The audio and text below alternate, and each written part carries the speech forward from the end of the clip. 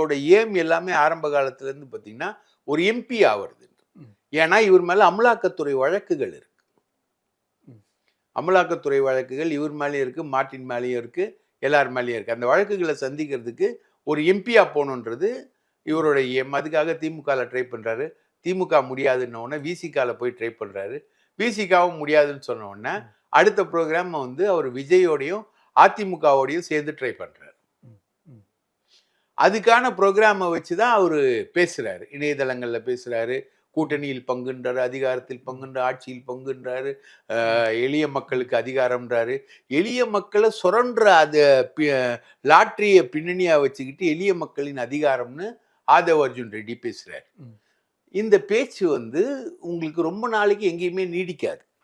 ஒரு ப்ரோக்ராம் போட்டுதான் அவர் வர்றாரு.